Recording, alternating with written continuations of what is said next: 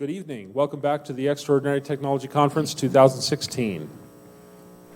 Tonight we have the distinct pleasure to present to you the speaker who has some really amazing knowledge to share with you tonight. C. Norman Shealy is a PhD, MD, and and several other alphabets behind his name. He is presenting tonight on biochemistry and the physics of longevity. In 1990, he developed an interest in the study of DHEA, which led him to an understanding of aging and age reversal. He actually was the one that introduced the idea of electroacupuncture. So I'd like you to give a warm welcome to Dr. Norman Shealy.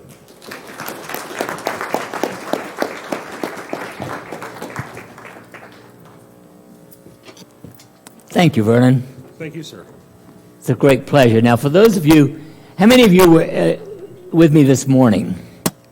Oh, good. Most people weren't. For those of you who were this morning, the thing I have most to add for tonight is the one thing I didn't have time to do. I want you to understand adequately the points of the three most important circuits. And we'll go through having you actually identify and massage those. But I want you to understand to some extent why I'm doing this, because the medical profession has almost nothing to do with longevity. Actually, in 1978, Thomas McEwen wrote a book in which he said that 92% of the increase in longevity that Americans have up to that point in time is due not to the medical profession, but to improved sewage, pasteurization of milk, and chlorination of water. So he did a lot, 8%, to the overall increased longevity. On the other hand, there was a book published in 2008 called Death by Medicine, in which the authors, including Gary Null and several physicians, state unequivocally that the number one cause of death is the medical profession. It was then published that the average death from medicine was 225,000. They claim it is 780,000. That would make it by far the number one cause of death. In my opinion, medicine is pretty good, not great, but pretty good for acute illness, and plainly the kindest thing I can say in public is it sucks when it comes to chronic disease. Go home and let your dog lick your face. Dog saliva is the most effective antidepressant you can get without a prescription. And that's literally true. Actually, just petting your dog is more effective and healthier than any antidepressant. We've exhausted all conventional medicines. One last desperate option is to put you on an alternative natural medicine that has a 96% success rate. Now, you won't find that in 99.9% of physician offices. I take aspirin for the headache caused by the Zyrtec. I take for the hay fever I got for the Relenza. I take for the uneasy stomach from the Ritalin. I take for the short attention span caused by the Scocoderm TS. I take for the motion sickness I got from the Lomodal. I take for the diarrhea caused by the Xenocol, for the uncontrolled weight gain from the Paxil. I take from the anxiety from Zocor. I take for my high cholesterol because exercise, a good diet, and regular chiropractic care are just too much trouble. And that's the average American. I know you're 100 years old, but if you want to live to be 101, you've got to start taking better care of yourself. And to me, that really is the key. Now, the average American lives 79 years today. That's an increase of 1 year in the last 20. But that means that the average American is dying a minimum of 21 years prematurely, because we were unequivocally genetically programmed to live at least 100 years. Our telomeres, the tips of our DNA, shrink if you have good health habits, an average of 1% every year of life starting at birth. That means we should be living at least 100 years. And the shortcoming is because of our habits.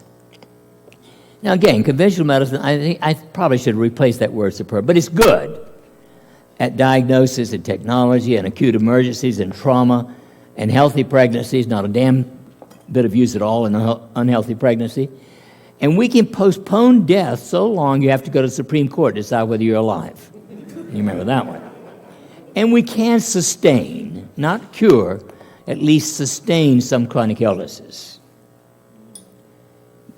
There's an article published a couple of years ago entitled Premature Death, and the number one cause, now they didn't take into account at all the medical system, even the two, because even the JAMA article said we were the number three, we, the medical profession, the number three cause of death. But they didn't put that one in this article. Body mass index of 25 and above. Smoking, still 22% of Americans. The average American diet, inactivity, low vitamin D, low nitric oxide, wheat and sugar. That causes us to lose a minimum of 21 years average as a nation. And then John Knowles wrote an article back in the late 70s called The Responsibility of the Individual. And he stated 99% of people are born healthy and become unhealthy because of human misbehavior. And these are the diseases. Every one of these diseases is a behavioral disease. Hypertension, obesity, diabetes, heart disease, most infections, most cancer.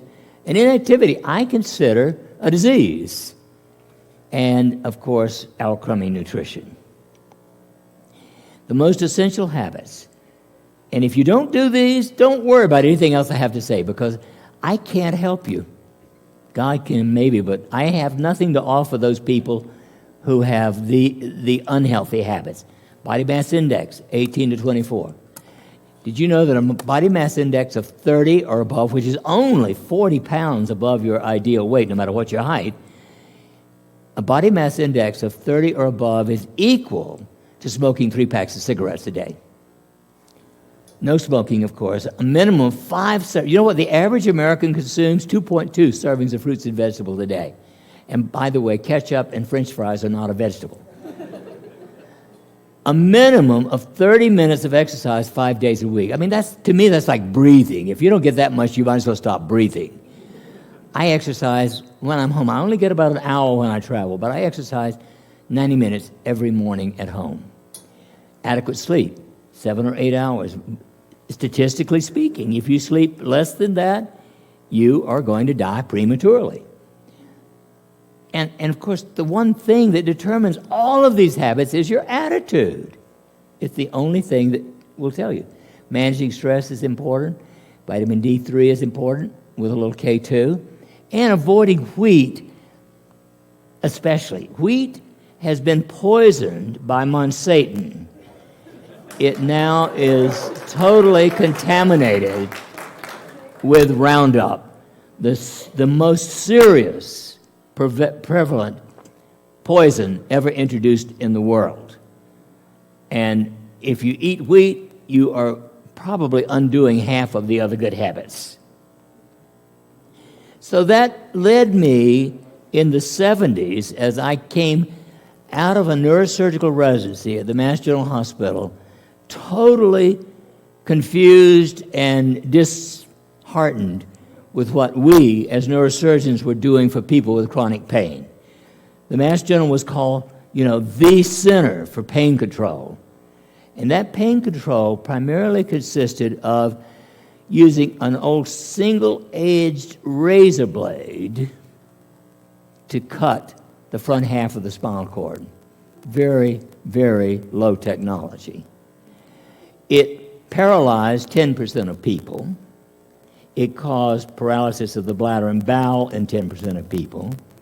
It led to 10% of the people having a new pain far 10 times worse than they'd ever had before. And paralyzed on the one side, paralyzed gut. After 4 years, the success rate was down to 8%. And if you lived long enough, no matter how long you lived, you'd never have another sexual orgasm. And the patients were never told that. I had a woman come to me for her chronic pain thing, and I'm taking her history, and she tells me about the chordotomy, which had not helped her. And I said to her in front of her husband, and I suppose you've never had an orgasm since then, and she broke out crying. She'd never told her husband. So, to me, the biochemistry is really right here before you on the screen. If you want to know how healthy you are, get a free DHEA. It doesn't cost free, but you don't want a DHEA sulfate. 90% of your DHEA has a sulfur molecule attached to it, and it's not available. It's like a total testosterone. The only testosterone test that tells you whether you've got any active is the free testosterone. You want a free DHEA, and I have no financial interest in it, but the only lab that I would trust in the country is Nichols, Nichols, in Capistrano, California. Don't waste it at National Medical, SmithKline, Great Smokies, any other lab I've tested. They will vary by up to 300% on the same blood. In general, unless you are a true jock, your DHEA level peaks at about age 25. And then it's downhill after that. By age 30, the average person has already lost 10% of what they had at age 25. And by age 80, the average person has 90% less than they had at age 30. And people do live, but they're not living healthily. Now, interestingly, one of my doctoral students was doing her dissertation on healthy nonagenarians, a whole host of women who, at the earliest, were 90 years of age, and the eldest, I think, was 107. And so I said, Trish, I'll pay for the blood if you'll pick out 10 of your healthiest clients and check their DHEA, which she did. And interestingly, they had not a healthy level, but a level about 3 times what the average 90-year-old person did. So obviously their attitude and other things were helping them, even though they were still deficient. So every known disease, every. There is not an exception to this. I don't care if it's practically a fungus of your foot. People who have any weakness of the immune system, any heart disease, anything, their DHEA is in the lower levels, and I'll show you what that means in a moment. The first thing that I did back in the early 90s, I had an intuitive hit that maybe the reason we lose DHEA, especially after age 45 or 50, is that women, when they go through menopause, essentially stop making progesterone. So I took men who had low levels of DHEA, and I gave them natural progesterone, the same stuff given to women, and I measured their DHEA initially, and at 1 month, at 3 months, etc. And lo and behold, they all became horny, and everybody was happy except one wife, and their DHEA came up an average of 60%. It ranged from 30 to 100, but an average of 60%. Still not good enough for most people, but, you know, halitosis, better no breath at all.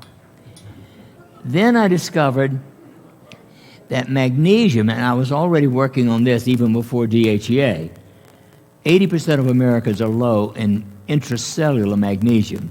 Magnesium is involved in 350 different enzymes. So again, virtually every disease is aggravated by low intracellular magnesium. And it turns out that oral magnesium is exquisitely difficult to absorb.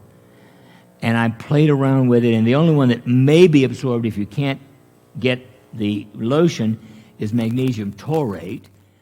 But it takes about a year to restore what it can do orally.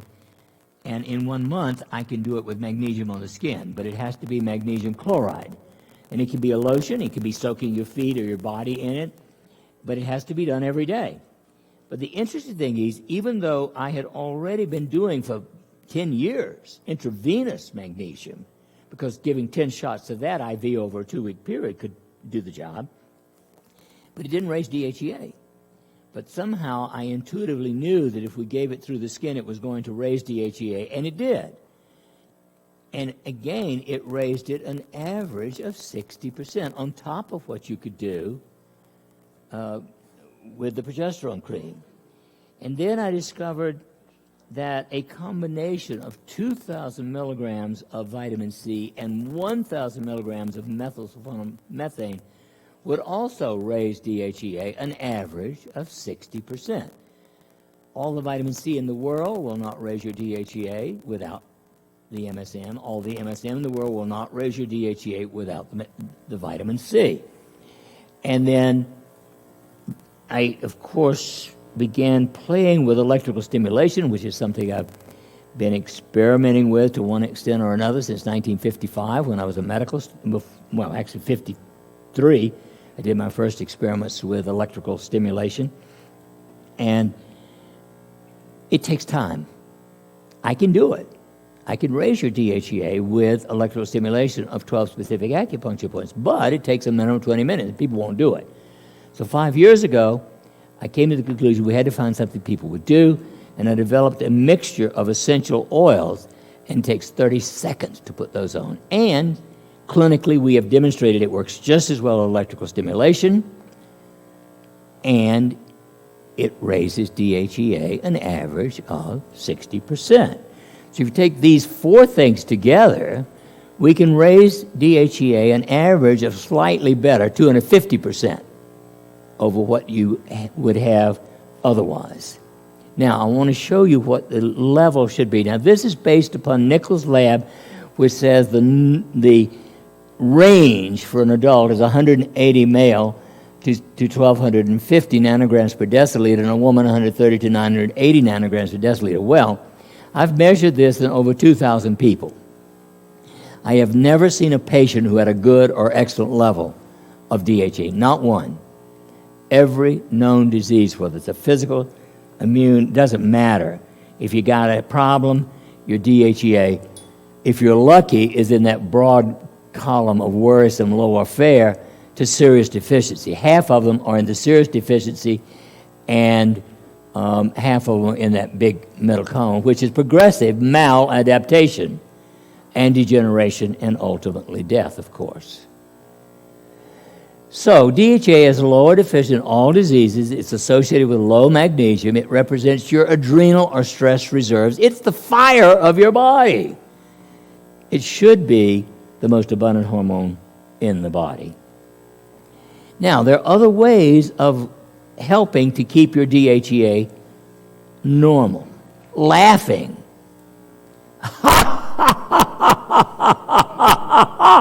Come on.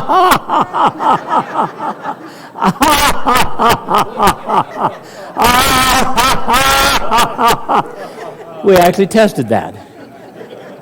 And if you can do it for 15 minutes, it will significantly raise your DHEA, even if there's nothing funny. Just most people start laughing at the idea. Physical exercise. People who exercise regularly have a higher level of DHEA. It's that simple. Couch potatoes don't. Meditation. Regular meditators have a higher level of DHEA. Sex. People who have, I think my philosophy was cultured or came from my reading of Wilhelm Reich's work. Wilhelm Reich, among other things, said, anyone who goes 3 months without an orgasm goes insane. And the evidence is totally healthy that if you don't have sex a minimum of twice a week, you have a lower DHEA. It's that simple.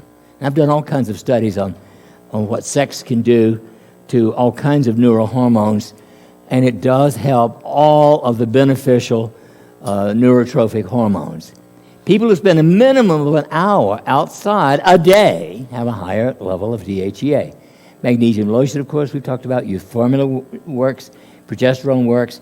Now, for men, I don't think you necessarily need to use the stronger progesterone that women do. There's a product called Adam's Prostate Care, which has a lower concentration of progesterone, and it has some other things that are good for the prostate, zinc, etc.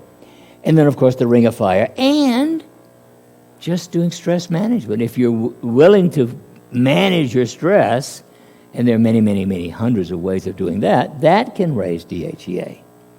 So, clinically, when I discovered the Ring of Fire, and it was the first of the circuits that I downloaded back in the mid-'90s, it was about 1995, In fact, it was right after I had finished my work with progesterone.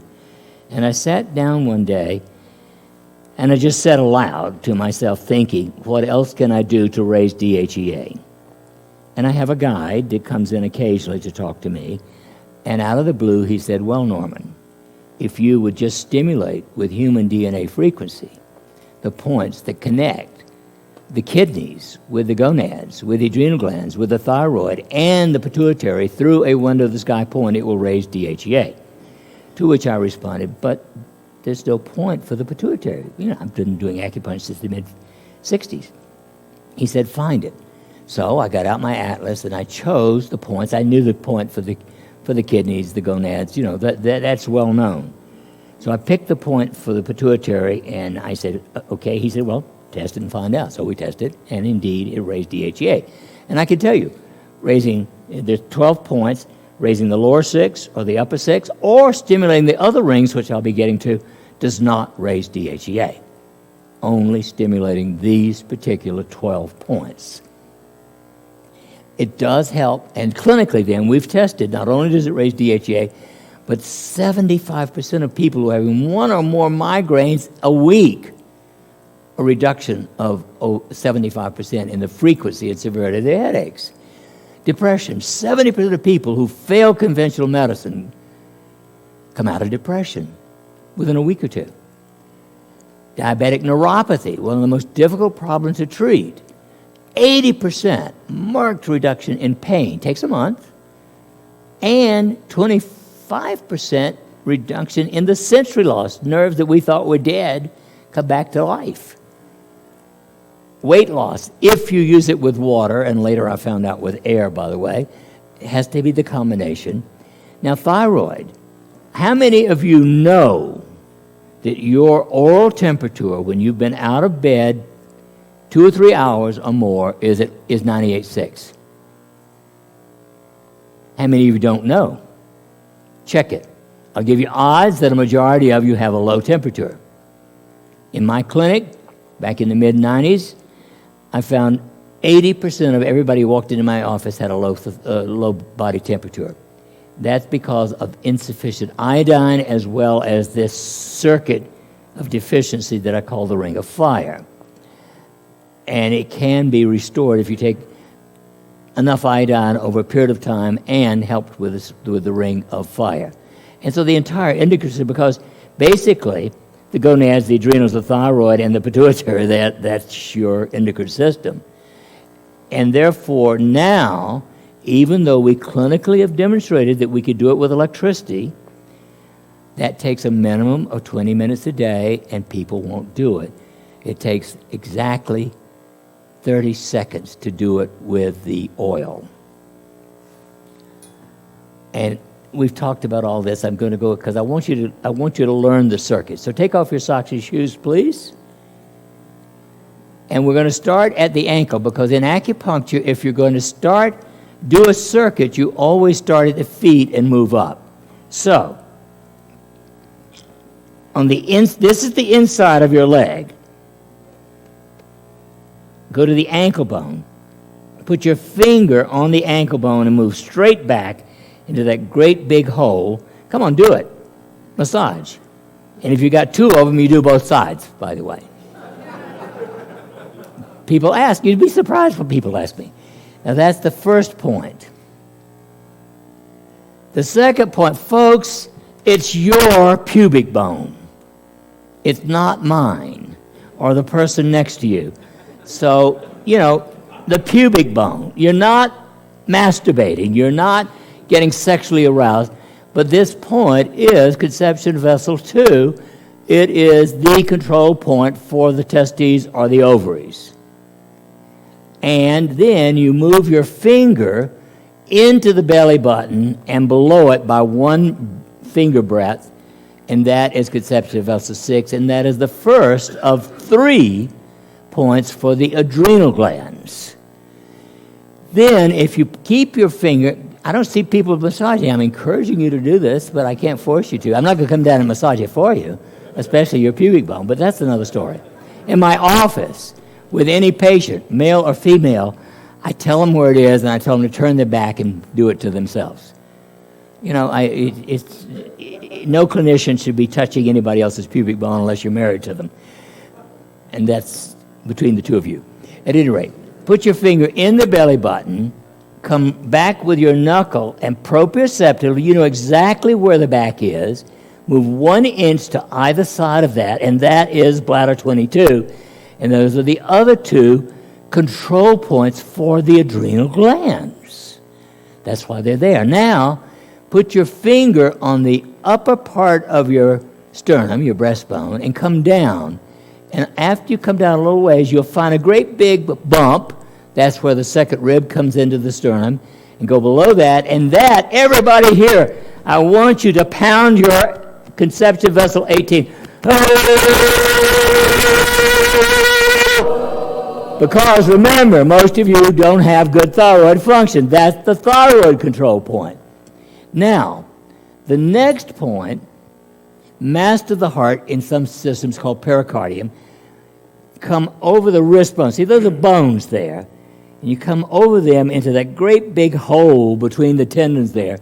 And that is the master of the heart point for control of your sympathetic fight or flight response system. So here we are now basically normalizing, if you will, your adrenal production of adrenaline. Terrific point. Now, the window of the sky point, if you put your finger on the bottom of your mastoid and come down into that great big hole between the two muscles that turn your head here, that is large intestine 18. I call it the Frankenstein point because in the Frankenstein movie, that's where the electrodes were. And that's the window. There are 22 window of the sky points, but the guide told me through a window of the sky point. Well, that was my favorite window of the sky point anyway. And then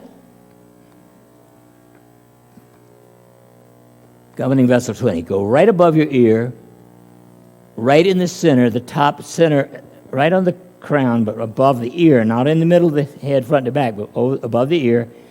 That is governing vessel 20. Now, that is also a window of the sky point, but it overlies the pineal gland. And the pineal gland is the one that truly controls your pituitary. Therefore, I chose it, and it worked. That is your ring of fire. Now, I have to admit, I have not tested the biochemical output of massaging, tapping, whatever, without electricity, without a needle, without the oil, because it cost me, a minimum of about $25,000 to do one little small test of this kind of thing. And I'm not willing to test whether massage can do it. However, when I get to the ring of crystal, I'm going to tell you what you can do to find out whether you can do it with massage and tapping instead of with the oils or electricity. You'll have to hold on until I get there. So that's the finishing of the ring of fire. Now, I'm not going to spend time going all these major tools because I want to be sure to get to the other rings. But there are other tools, obviously. These are primarily what I consider the major energy tools compared to drugs. To me, drugs are not a major tool unless you have an acute illness. In fact, I think the worst drugs, it's a real toss-up into mind. What are the worst drugs? I think all mood drugs don't just suck. They are unbelievably evil, in my opinion. They do not cure anything. I wrote one of my email newsletters, which tend to be as blunt as I am, some months ago, called Ban Psychiatrists, Not Guns. Because I believe that 99% of psychiatrists should be put in prison, certainly should not be allowed to touch a human being. They don't anyway, of course. So now we get to the second most important chemical, which is calcitonin. Calcitonin is a hormone made in the thyroid gland that is responsible for keeping your bones from falling apart. What is the most common cause of death in people over the age of 80? A fractured hip. 90% of people after age 60, male and female, have some degree of osteoporosis. It's not from lack of calcium, it's more from lack of magnesium, by the way. And that's some of the idiocy of modern medicine. They always insist upon huge doses of calcium and rarely even recommend magnesium. You can't make bone out of calcium. It has to have magnesium and boron and a few other things. But at any rate, calcitonin is the hormone. It has nothing to do with your blood level. It has to do with your bone level of calcium. It is essential for the bones. And you got to have thyroid function or it doesn't work. Even though it's not thyroid hormone, it's produced there. And stimulation of the circuit that I call the ring of earth, which grounds you, by the way, can raise calcitonin quite significantly. And interestingly, calcitonin is the strongest pain reliever that the body makes. It is 40 to 60 times as powerful as morphine. It is much stronger than beta-endorphin. So it is great for pain in general, but also, more importantly, to keep your bones healthy. Now, the third thing, and we'll come back and do these two rings, the third thing, the third biochemistry foundation for longevity is free radicals. Because it is free radicals that destroy your body. It is free radicals that rust your body, that wrinkle you, that kill cells, that ultimately are prominent increasingly in every disease, but especially those with inflammation. And they kill you. They eat up your cells and cause your telomeres to shorten faster, et cetera, et cetera, et cetera. Although, from a theoretical point of view, antioxidants should reduce free radicals. I have found not a single article that shows that any combination of antioxidant supplements will reduce free radicals. I have personally tried in testing in people up to 100,000 milligrams of vitamin C IV. It does not reduce free radicals. Vitamin E, vitamin C, vitamin A, those are the sort of the chief honchos in the antioxidants. Of course, then the anthocyanins and a whole bunch of others that are in your colored fruits and vegetables. They don't reduce free radicals. They have other benefits, but they don't reduce free radicals. The best published study, other than mine, on the ring of crystal is done by me also. 12 years ago, I was asked to study a product that was a concentration of acai, A-C-A-I berry, and taking 1 ounce of that a day for 30 days reduced free radicals 43%. Not bad. That's still better than anything else in the literature. On the other hand, 80% with a ring of crystal is less expensive in the long run, and it takes even less time than drinking an ounce of acai berry a day. Now, this is a picture of the 5 bliss oils. This is what they look like in the bottle. It's a tiny little roll-on bottle. They're about the size of your middle finger. You take the top off, you press it into a point, twist it side to side, a maximum of 2 seconds, and then you move on to the next point. So, telomeres now, that's the physics. We've talked about the biochemistry. The physics of health and longevity. Telomeres are the best measurement. Now, again, there are 3 labs in this country that measure telomeres. Please do not waste your blood and money on them. One of them is SpectraCell, another is Doctor's Data, and the other is Innova or something like that. Don't waste your blood and money. I have, to be sure, because I would have used them. The only accurate, there's one in Spain I've even used, which has an office in Virginia. It's just as bad. And it takes 3 times as long.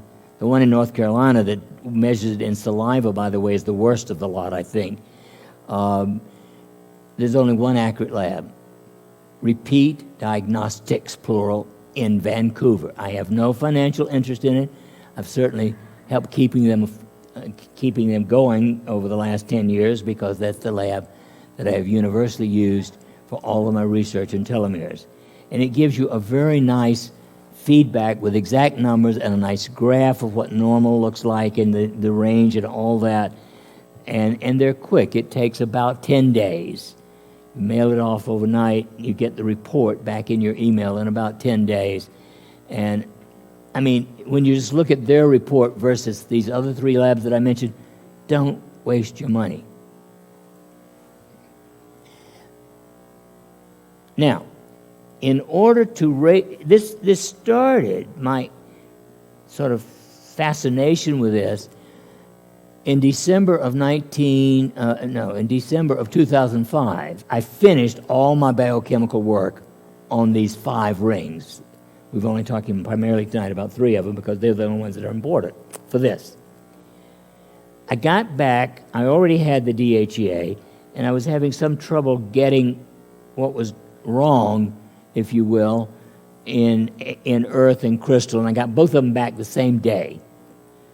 And I, sitting at my desk, and I said, wow, if we can keep our DHEA up, if we can keep our calcitonin up, if we can keep our free radicals down, we'll live 140 years. That was my intuitive thinking.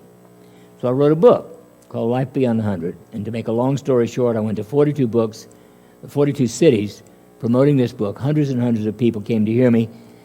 And I learned that Freud the fraud, the worst SOB in psychiatry history perhaps, the most evil psychiatrist who ever lived, Freud the fraud had one thought that may be close to correct. It was most people have a death wish. I did not believe that until I made that tour in 2006 with that book. People who came to hear me were angry with me for saying they could live to be 100, let alone beyond 100. And I learned that Eric Berne, again, one of the great psychologists of the world, was correct. Eric Berne, who created transactional analysis, he said, most people set the cause and age of death in childhood. Something traumatic happens, and they decide, I'm going to die. Elvis Presley is a perfect example of that. He was absolutely obsessed with the idea that his mother died at age 42. He died at age 42. He arranged it by taking overdoses of drugs. I mean, that's how obsessed he was. Eric Berne said that his life script, which is what he called it, called for him to die at age 60 of a heart attack. Now, he's a very bright man. And I spoke at the International Transactional Analysis Conference one year, and I said, this guy was so brilliant. Why didn't he change his life script? I believe you could do it at any age. But one of the psychologists said, but Norm, what better way to prove his point? At any rate, so telomeres shrink 1% every year if you have good health habits. There are 3 ways to rejuvenate your telomeres that I know personally have clinically shown. First, you can stimulate these 3 circuits that we've been talking about with human DNA frequency. Human DNA resonates, vibrates at 52 to 78 billion cycles a second. I learned that in 1994 when I studied in the Ukraine. I brought it back to this country, and I began to play with it. And if you stimulate these circuits with those frequencies, but it takes 20 minutes for each circuit, it's 1 hour a day. Well, I found people weren't going to do that. So I just said, well, these frequencies are absorbed through the entire skin. And the sun, if you're outside, anytime you're outside, not necessarily in the sun, outside, where they're not blocked by a building, the sun is putting out 1/10 of a watt per centimeter square of space.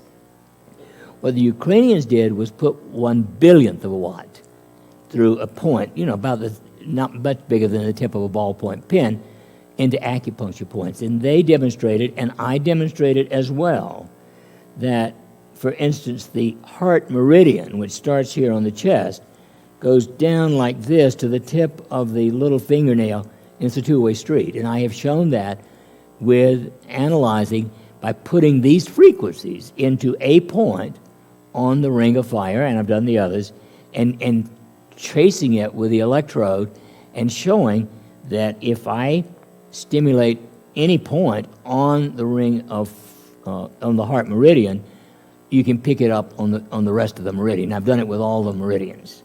So it does seem that the Ukrainians are correct. 1/1000th of a watt per centimeter square will activate a meridian and an acupuncture point, and it does it better than putting a needle in, even stimulating the needle with a normal electrical stimulator, which is 1 to 5 pulses per second ordinarily, because I introduced that back in the 60s. Now, acupuncture ordinarily for this kind of thing would be done once a week. You won't do it every day. It's going to get very irritated if you put the needle in the same acupuncture point 5 days a week. So most acupuncturists do it once a week, and I have done tests with needles in all of the rings, and they don't work. You can use any other form of electrical stimulation, and I've proven that. The Liszt cranial stimulator, which is great for depression, it doesn't help when you put it on one of the rings. The regular tens doesn't work. The little point stimulators that acupuncturists use don't work. Only 52 to 78 billion cycles per second. But it's going to take you an hour a day. So I decided, well, maybe if we just immerse the whole body, and that was my first experiment. We did it in a copper pyramid, and then because people wouldn't want a pyramid in their house, we went to a mattress, where we have a 2-inch thick mattress with pure copper screening, 1 pound of crushed sapphire. A wire comes out as attached to a Tesla coil, and when that is activated, or the copper to a copper pyramid, it produces in a field about 2.5 feet deep, 1/1000th of a watt per centimeter square of 52 to 78 billion cycles a second. So after the first year of using the copper pyramid, we went to the mattress, and I've done 34 people over a period of up to 5 years, and if people will put that on their bed and put it on a timer and turn it on for 30 to 60 minutes at night, it will raise or regenerate telomeres 3.5% every year. But it does take time at night, and some people travel a lot, and you can't roll up this mattress and take it with you. And the stimulator itself takes an hour of daytime to do it. And so that's why 5 years ago I came to the conclusion we had to find another way, and intuitively then I downloaded each of these mixtures of essential oils. And in the 5 oils, 5 different blends, there are 38 different essential oils. Each one has 5 to 8 different essential oils in it, and they work. And I can tell you that if you put the wrong oil on a ring, it doesn't work well. So it's not just the oil, it's the combination of oils and the circuit that are important. So,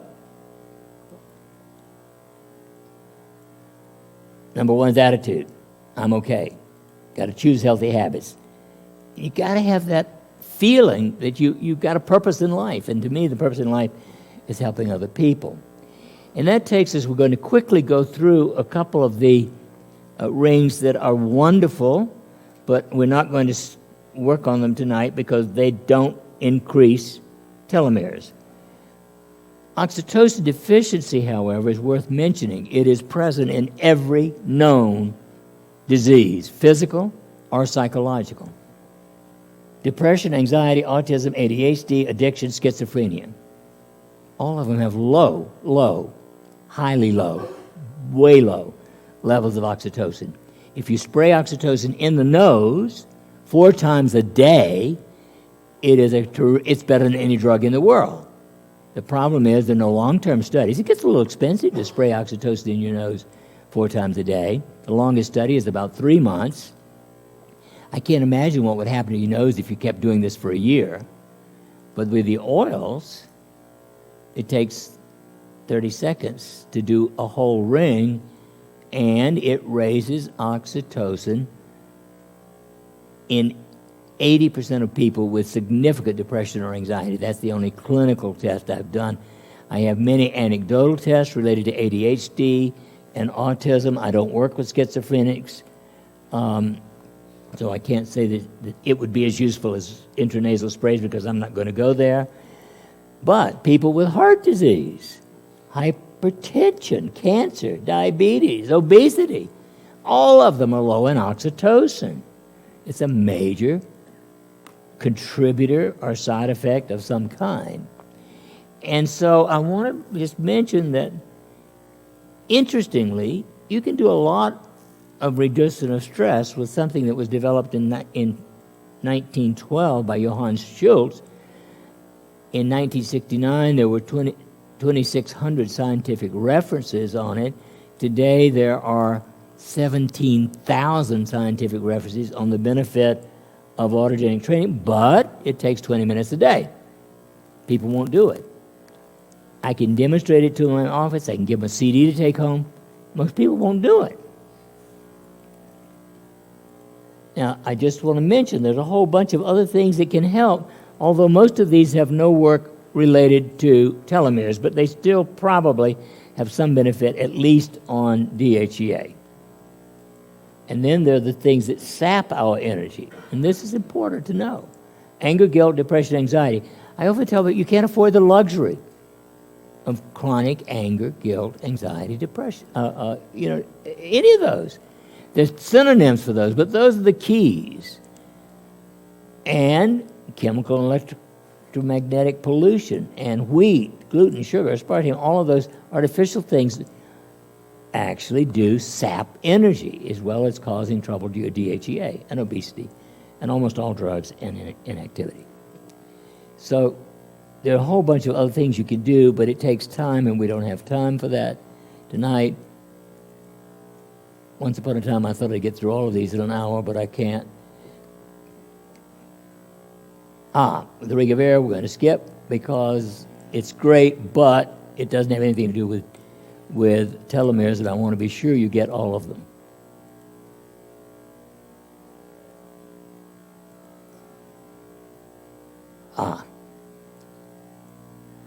The ring of crystal.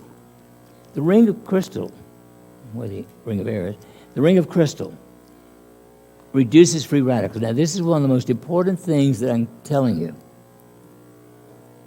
There is a test called Oxidata, OXI-DATA. It's a urinary test for malondialdehyde. When free radicals damage a cell wall, which is made of fat, that fat is metabolized and put out in the urine as malondialdehyde. Now, it can be measured in the blood, but it's much more expensive, and it's no better. For a maximum of $15, you could buy an Oxidata test. You could buy 12 of them for like $84. And so if you really want to find out whether you can do this with tapping and massage instead of using the bliss oils, do it. Do it every day, adequately. Go through it systematically. Do your Oxidata test before, and then do it for a minimum of 2 weeks, because it takes, with the bliss oil, it takes 2 weeks to reduce it 40% and 4 weeks to reduce it 80%. So you can test it again at 2 weeks, or you can wait 4. But you will know whether you can do each of the rings, probably. If you can do your Oxidata test and lower it, the average person is running 3 to 5 plus. The test goes from 0 to 5 plus. If you can get it down to 0 to 1, you're as good as you're going to get. So we want to start with the ring of crystal. Now here, you got to have your shoes off again. Spleen 1 is on your foot. You run your finger down what I call the long bone of the big toe, and you come, the knuckle ends right there. If I were putting a needle in, it would be under the bone, right under that joint. That is spleen 1. So you start there. That's both sides. Now, the next point is there, it looks as if it's almost on the buttocks. It's hard to show this. Now, I happened to have a spinal cord injury in 1995, and I don't have a butt. Most people have something here. But if you come down to the bottom of the muscle and go halfway front to back, that is right over the greater trochanter. That is gallbladder 30.5, and you want to really pound that baby. Whoop, whoop, whoop, whoop, whoop, whoop. I mean, you know, if you're doing a massage, you got to do it. Then you come and put your finger in the belly button and go one finger above the belly button and put your knuckle, come on, massage those points, right over the center of the spine behind. Then you come down to the very bottom of the chest bone. Can't go any further. You're over the edge. When you're just on the bone, and again, put a knuckle directly behind and pound those 2 points. Then here, folks, listen carefully. If you're doing this with massage and tapping, you don't want to overdo it. You're over your Adam's or Eve's apple, and what's right there, your vocal cords. You don't want to bruise them. Grab the skin and pinch and twist. Now, in the back, directly behind that, you can tap as hard as you like, but don't tap hard here. It's not a good idea. Then, oops, missing a slide. Okay. Oh, here it is. There it is, in the middle. You come to the front where the ear comes into the scalp, right here, right where the ear meets the scalp in the front. And that is gallbladder 7. And, you know, you can tap on that. And all of the meat in the center above your ears. And that is the rest of the ring of crystal. The ring of earth now. We've talked about it already. So you're going to start at the foot again for the ring of earth. And here, there's only one acupuncture point on the sole of the foot, and that is kidney 1. You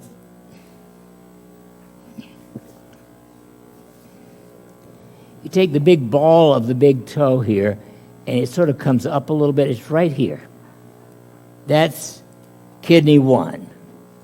That is the grounding point for the whole body. If you ever find yourself spacey, pound on kidney 1 bilaterally, and it'll bring you right back down to earth. I've done it many times in class with people. Then you go to the outside behind the ankle bone, bladder 60, outside, behind the ankle bone, right here. Then, right in the center, behind your knee, right in the center, that is bladder 54. Yeah, there are 2 big tendons on either side of it. Oh, wait a minute, we got to go to the next slide. There we go. Then you put your finger on the back of your collarbone, and you follow it out and out and out until you hit the upper part of the scapula. You come to another bone. So you're behind the collarbone, and then you hit this little protrusion of the scapula. And that is large intestine 16. And you pound that a bit. Now,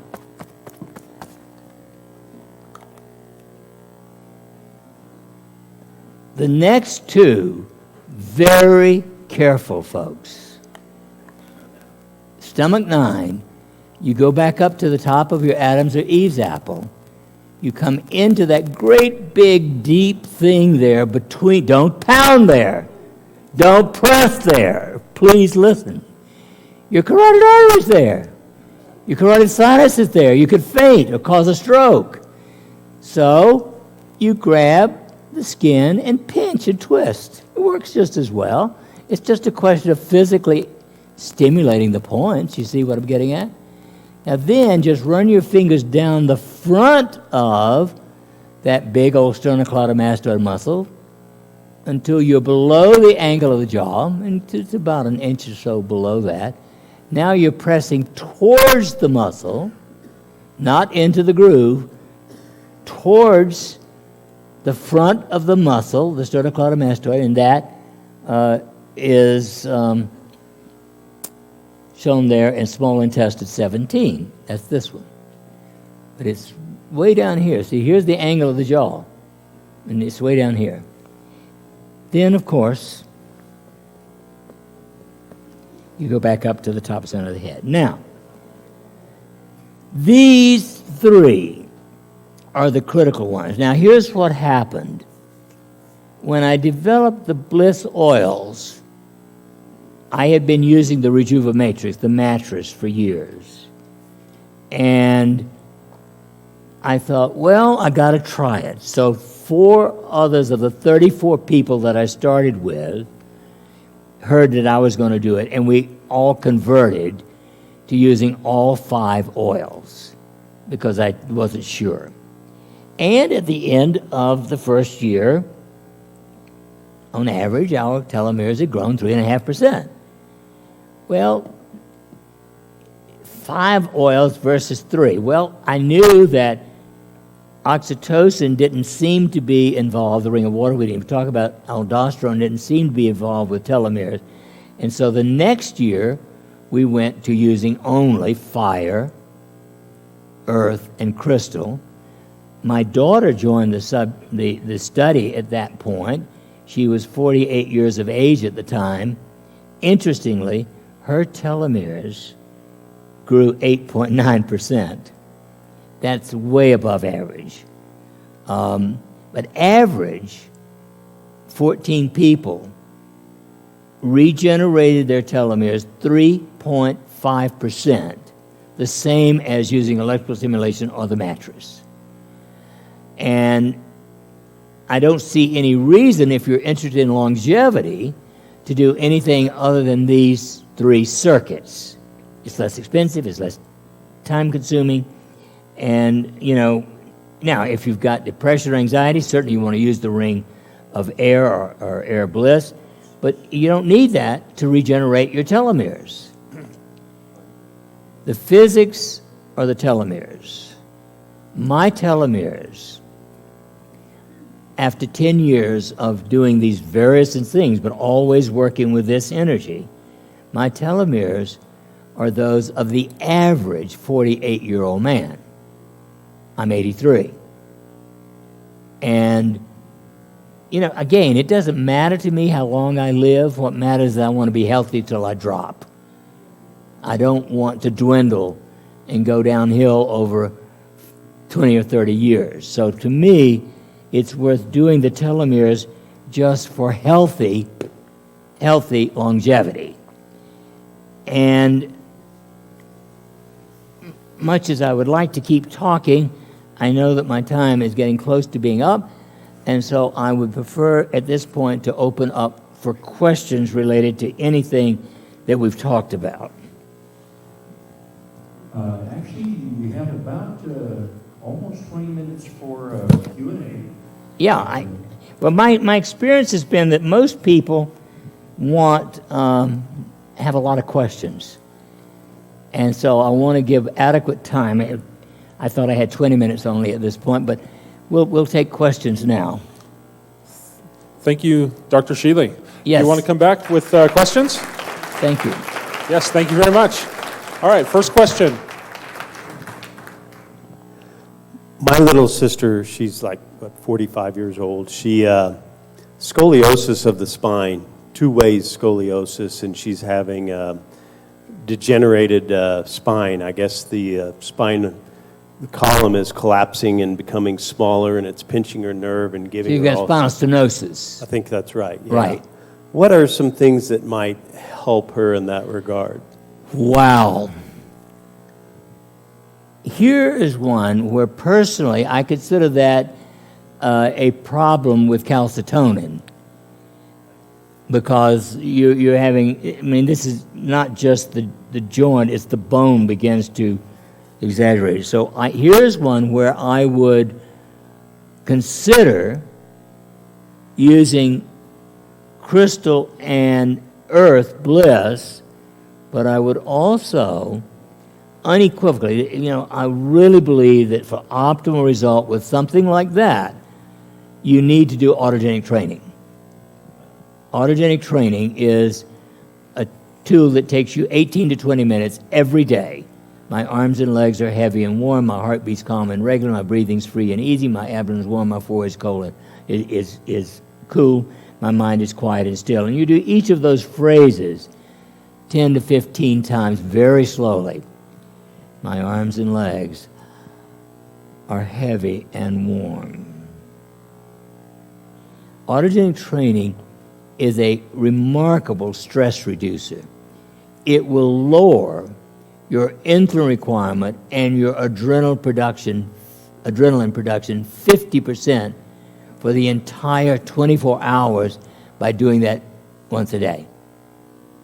So I would do autogenic training and earth and crystal bliss and see what happens over 6 months minimum, because you're dealing with a very chronic problem. And that's partly congenital, by the way. And it has to be somewhat hereditary at your age to have that degree. For hormone testing, testosterone, DHEA, and others, some advocate saliva over blood. What do you recommend? I'm sorry? For hormone testing, there's some that recommend saliva tests for hormone panels. Well, the reason that I have focused on blood is that the great godfather of psychoneuroimmunology, George Solomon, and his son, Richard Glasser from Ohio, will not accept any work on salivary hormones. And so I want them, because they are truly the giants in psychoneuroimmunology. And they won't even talk to you if you do salivary. So it doesn't have anything to do with whether the test is right. It's I want the people in the field of psychoneuroimmunology to accept what I do, so I used only blood. And by the way, the test that I did do of the North Carolina people that I just finished, Novatech or whatever, it's a crummy test. It's salivary. I did try that to try it. Don't worry. Don't waste your blood. Or saliva in that case. Don't spit on them. Have the genetology researchers done any testing on people over the few people that are around are over the age of 110, DL levels and bone mass levels? Only in my studies I've not done anybody that old. My oldest person is 90, and it's a physician, and his wife who's 89. My student worked not with stimulating these people, just measuring it. Her oldest client was 107 in her test. And although all of the ones in her study who were over the age of 90 had better than average for their age, they all were still quite low in DHEA. But I have not personally worked with a volunteer, if you will. All my research people volunteer for. I've not had any volunteers over the age of 90. So I had a question for you real quick. In my profession, we really actually need adrenaline rushes, but what we don't need is a cortisol release. That meditation you mentioned, you said it, or that relaxation technique, you said it diminishes the adrenaline reduction or the adrenaline production by 50%. Yes. How does that affect your response in a parasympathetic fight or flight situation? What it really does is stop the excess activity of the sympathetic nervous system to normalize it with the parasympathetic. So actually, it is a major stress. We're talking about all day, not talking about an emergency. You're not going to lower that. But we're talking about the average person who's running around with an excess of adrenaline, an excess of cortisone, and a deficiency of DHEA. By lowering that with autogenic training or the ring of fire, you are cutting down on the stress reaction. My medical partner, is it okay, Sergey? Where are you? Sergey has worked for the last 10 plus years in emergency ward.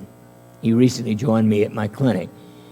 And the first thing I said to him was that his hands are cold. And cold hands, I mean, he's not under any stress, but it's a state of hyper alertness. You know, he's ready for emergency 24 hours a day practically. He's been doing autogenic training now for about 3 months, and his hands are now warm most of the time. And that's, see, cold hands, sweaty hands are an excess of adrenaline, essentially. But when that happens, you're also having an excess of cortisone. Hi, Doctor. Thank you again for your talk tonight. I was wondering if you could talk at all about the way in which the essential oils are compounded and who does that for you. And secondly, if you had any generalized advice for people with difficulty sleeping and shutting off the inner voice to, well, I awaken prematurely often and have a difficult time getting enough sleep. No problem with the induction, but the duration is always a problem for me. I'm not quite sure I'm understanding the question. Do you have any advice for people who have difficulty with the duration of their sleep, who awaken prematurely? Difficulty with? With getting back to sleep. Can't sleep through the night. Oh, sleeping. Oh, Sleeping. that has nothing to do with the telomeres. Okay, insomnia. Insomnia. But the other part of the question was if you could just tell us anything about the way in which the essential oils are compounded. Ah, yes, okay. Well, all my oils practically come from India. They're a source that I've chosen and work with and trust. They are mixed by one of my staff members who's been trained to do this. Each oil of the active oil is 1% only. You know, I don't use the whole oil. That could be irritating to the skin. So we use the carrier oil, sweet almond, sunflower, that sort of thing, for the major part of it, but it's 1% of each of the active oils. So it'll be 5 to 8% of the essential oils in the mixture. And we take the greatest of care in mixing them ourselves. I don't trust anybody outside to do it. It's that simple. Now the insomnia part, there are a whole bunch of things. Insomnia is a common problem. Probably the single best thing for most people with insomnia is what was originally the LIST, Saul List cranial electrical stimulator. When Saul died about 8 or 9 years ago, the patent was bought by a company named Fisher Wallace, Fisher-WALLACE. It is, I've checked it to be sure.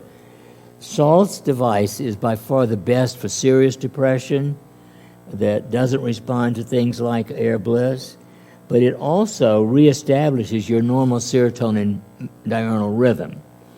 In other words, if you wake up what I call bright-eyed, bushy-tailed in the morning, as I tend to do, your serotonin goes whoop, and it will stay there until about 4 o'clock in the afternoon. And about 4, it begins to go down until about, in the average person, 10 o'clock, which it gets low. It's still there, but it's its lowest level of the 24 hours. It's then converted at that point into melatonin. And the melatonin comes highest at a different, 9 to 11 o'clock, depending on the person. And then it stays up, the melatonin stays up until about 4 a.m. in the morning, and then it begins to go down in preparation for the serotonin getting ready to wake you up. Using the LIST cranial stimulator, which I discovered when Saul brought it to me for the Good Housekeeping Seal of Approval in 1975, wasn't that great for really. Everybody brought me their TENS device. They wanted me to approve it. And I said, Saul, take it away. It's a placebo. Well, my intuition wasn't working that great. Bring me one I can feel, and I'll test it. So he did. And all I can say is, thank God I didn't put it on my head. I'd have had a seizure. Because he was only using a maximum of 4 milliamps of current at 15,000 cycles. We brought me one at 10 milliamps, which is still, less than the average 10 device, 10 switch is 60 to 80 milliamps. So at 10:30 at night, I started playing with this device, and I could feel it at 10 milliamps, knock you down practically. So I turned it down, and I happened to put one electrode on my head, and I saw flickering lights. So for 40 minutes, I sat there playing with my body and my head, and anywhere I had one on my head, anywhere on my body, I'd get flickering lights. So I go to bed at 11 o'clock, 11:15. 3 hours later, I woke up unable to go back to sleep. So sometimes later, my physician and partner at the time, Jim Quacco, and I, at 8 o'clock in the morning, because I suddenly knew it had to be serotonin, we measured our serotonin, and we sat for 1 hour with it transcranially, and my serotonin, which tends to run high normally, went up to 5 times the upper limit of normal. Now, I'm a type A personality. Jim, my partner, was a type B personality. His doubled. But we found that this, used over a period of 1 to 4 weeks, depending on the person, will reset the diurnal serotonin-melatonin rhythm. So it's the strongest single thing for helping to reestablish good sleep. If that does not work, I am prone to try a moderately large dose of L-tryptophan, which is the amino acid precursor of serotonin and melatonin, with lithium orotate, 15 to 20 milligrams, and with a good B complex, because that's how you make serotonin. If that doesn't work, I add taurine, the amino acid taurine, which is also something of a sedative to the electrical system, and so 3,000 or 4,000 milligrams of taurine. That's the pattern I go through. Now, there's one other tool, which is a little more difficult for a lot of people, but there's certain sound technology, music and modulation of sound, which will increase the delta rhythm of the brain. And also, you can use photostimulation with flashing lights at 1 to 7 cycles a second. I try all of these things depending upon the person. Sorry for a lengthy answer to that one.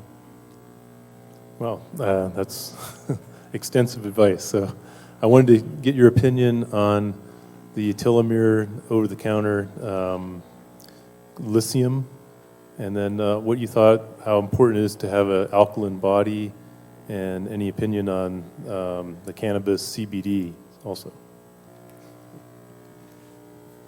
I'm having a hard time. The microphone isn't good for my ears, so. Okay, let me. I got lithium. How did lithium get in here? Let me start again. So, wanted your opinion on the telomere. It's over the counter. It's advertised a lot. Lithium. What you thought of that? Lithium orotate? Lithium, I think it's called. It's. I don't know it. What? Yeah, EOY, lithium. Anyway, it's lysine? Okay. I'm not getting it. Vernon? He's asking about, there's a new over-the-counter product called Elysium, and it's supposed to lengthen telomeres. Have you any experience with that? No, Okay. I do not. I also don't have any experience personally with TA65, which also came out about a year after I started my work. I'll tell you exactly why I don't personally use TA65, or I'm not willing to. They emphasize increasing telomerase, the enzyme. Every known cancer produces an excess of telomerase. My feeling is that I want to raise my telomere length, but I don't want artificially to raise my telomerase. Remember, your wonderful FDA allowed the pharmacomafia 30 years or more ago to introduce genetically modified salmon calcitonin. And it works beautifully for osteoporosis and for some kinds of pain. Last year, after over 30 years of people chronically using salmon calcitonin, it was reported that it leads to a very high incidence of all kinds of cancer. Now, I believe that using TA65 over a period of 10 or more years might conceivably increase the risk of cancer. I don't know that, but I'm not interested to try it. And so I haven't tried the other products. Okay, I was also wondering your opinion on the cannabis CBD, if you have any, and how important it is to have an alkaline body versus acid. Well, there's no question that most people are running acid, so to speak, and I don't mean that in the drug acid. The pH of the saliva should be 7.4, and I do emphasize that. But if you don't eat, I mean, if you're an average American eating 2.2 servings of fruits and vegetables, you're going to be very acid. You've got to have about 80% of your intake from alkaline food. Now, for some people, that can be achieved with using potassium bicarbonate. I don't like sodium bicarbonate because you don't need the excess sodium. But potassium bicarbonate works very nicely for a lot of people who won't eat their fruits and veggies. Dr. Shealy, why not supplement DHEA with DHEA tablets? There are DHEA tablets available. I'm glad you brought that one up. DHEA, it's usually capsules, actually, over the counter. Your wise FDA has it available. Personally, I think that's one of the great mistakes. You are a male. How old are you? Over 50. Okay, you have a 60% chance that microscopically you have prostate cancer cells. If you live to be 100, you have a 13% chance of developing prostate cancer clinically. If you're a woman, by the way, between the ages of 35 and 50, you have a 39% chance, if you're killed in an automobile accident, of having microscopic breast cancer cells, 39%. But if you live to be 90 years old, you have an 11% chance clinically of developing breast cancer. The evidence is strong enough that if you suddenly take DHEA supplementation, it may activate those low levels, those inactive cancer cells. So breast cancer, ovarian cancer, and prostate cancer have been clinically reported by taking those DHEA. So personally, raising it normally, I have never seen an excess produced in your body. I've done, thousands of people now, and nobody has ever raised it above the upper limit of normal. And I haven't had anybody activate that inactive cancer. So personally, I'm not willing to recommend anyone except under one circumstance. If you're placed on prednisone or cortisone to treat something, the idiots don't give you DHEA, which they should. So if you're placed on 5 milligrams of prednisone, you should take 5 milligrams of DHEA. If you're placed on 20 milligrams, you should take 20 milligrams of DHEA, but only when you're taking excess cortisone or prednisone. Okay, thank you. Could I ask you also about growth hormone? Do you know of a good, safe way to increase growth hormone? Right. I have no personal experience. I've measured growth hormone response with certain tests that I've done. I have not looked at growth hormone in relation to the kind of work that I'm doing with the telomeres. It may or may not be involved. I did test it for the ring of earth because my guide told me that it was for, quote, recreation of the human body. And so I actually did test growth hormone with the ring of earth. It did not raise growth hormone, and that's when I switched to calcitonin. Any other questions? We'll do outside. Thank you very much, Dr. Norman Shealy.